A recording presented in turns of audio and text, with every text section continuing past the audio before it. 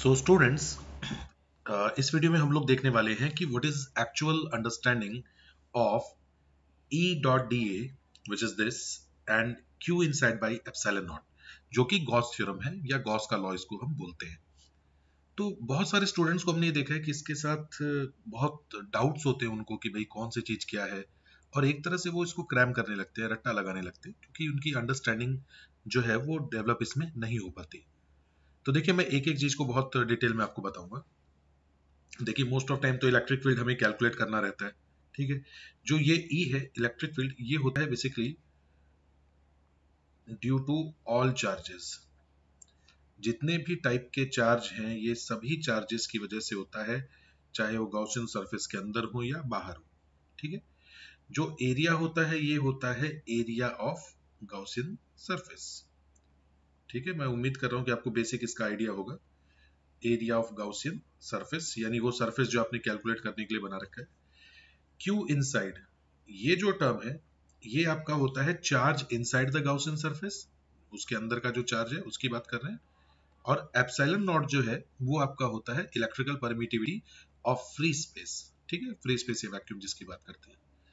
चलिए, तो देखिए, ई तो अपने को जो कैलकुलेट करना होता है, जो हम बार बार हम ई की जब बात करते हैं तो बेसिकली इसका गॉस थ्योरम का यूज ही इसीलिए करते हैं कॉम्पिटिशन में, ताकि हम फटाफट ई की वैल्यू निकाल लें, या फिर हम ये कहें कि भाई बिना एरिया निकाले हम फ्लक्स को कैलकुलेट कर सकते हैं।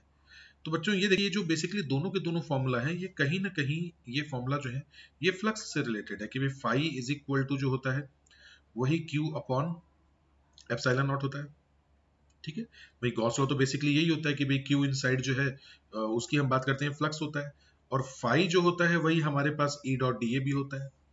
फिर हम कहते हैं कि क्लोज्ड सरफेस की बात करेंगे, क्योंकि गॉसियन सरफेस क्लोज्ड होता है तो हम इस पर क्लोज लगा के इसको बैलेंस कर देते हैं, ठीक है।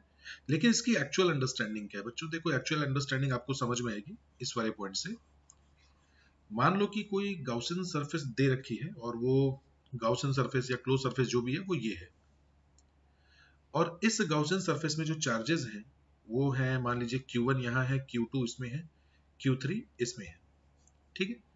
तो जो हम इलेक्ट्रिक फील्ड की बात करें, यानी ये जो है ये बेसिकली सबकी वजह से है, ये आपके Q1 की वजह से भी है, Q2 की वजह से भी है, Q3 की वजह से भी है। तो इसको अगर मैं चाहूं तो इसको मैं इस तरह से लिख सकता हूं।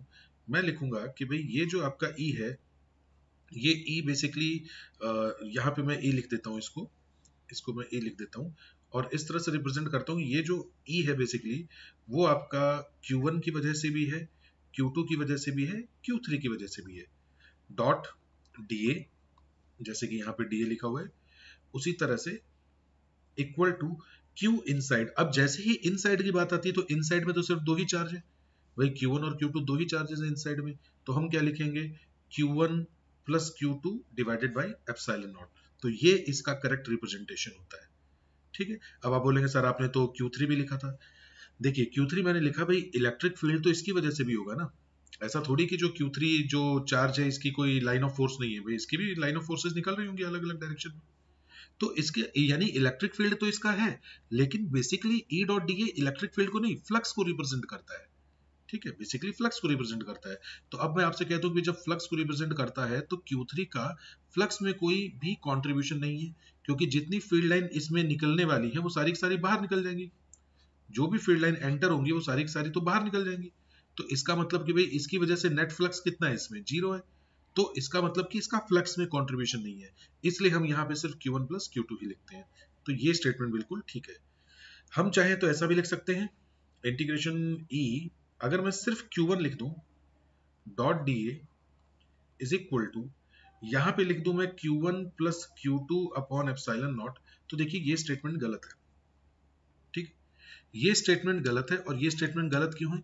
ये गलत इसलिए है कि आपने जब सिर्फ Q1 चार्ज लिया है, इलेक्ट्रिक फील्ड सिर्फ Q1 चार्ज का ले रहे हो, तो फिर आपको इलेक्ट्रिक फील्ड अगर Q1 लिया है तो आपको सिर्फ Q1 चार्ज को ही Q इनसाइड मानना पड़ेगा, क्योंकि आप दूसरे के इलेक्ट्रिक फील्ड को तो कंसीडर कर ही नहीं रहे हो। तो आप ये भी कह सकते हो कि यहाँ पे सिर्फ Q1 का कंट्रीब्यूशन पूछा है आपने, बेसिकली जो फ्लक्स है वो सिर्फ Q1 की वजह से पूछ रहे हैं। तो Q1 की वजह से पूछ रहे हैं तो भाई सिर्फ Q1 इनसाइड रखिए, ठीक है। Q2 और Q1 दोनों रख रहे हैं, जैसे मान लीजिए आप अगले स्टेप में मैं आपको बताऊं, अगर आप लिखना चाहते हैं again E due to Q1 plus Q2 dot D A. तो आप इसको भी लिख सकते हैं again Q1 plus Q2 by epsilon not. तो ये करेक्ट है क्योंकि आपने दोनों लिख दिए इसमें। ऊपर वाले में आपने सिर्फ वन लिखा है तो सिर्फ वन लेना पड़ेगा आपको। बात आप समझ गए? अच्छा, आप चाहें तो सेपरेटली इसको ऐसा भी लिख सकते हैं, electric field for a close surface E due to Q3 dot D A.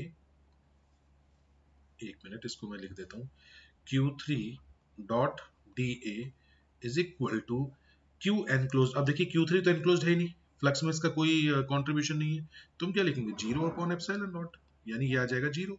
तो बेसिकली जो Q3 है इसका फ्लक्स में कोई कंट्रीब्यूशन नहीं है। ठीक है स्टूडेंट्स, तो आप इसको समराइज कर सकते हैं कि देखिए बेसिकली जो आप ये E डॉट डी ए पढ़ रहे हैं, इसमें E जो होता है वो बेसिकली सभी तरह के चार्जेस की वजह से होता है, चाहे वो गॉसियन सरफेस के अंदर हो या बाहर हो। एरिया जो है वो सरफेस, गॉसियन सरफेस का लिया जाता है।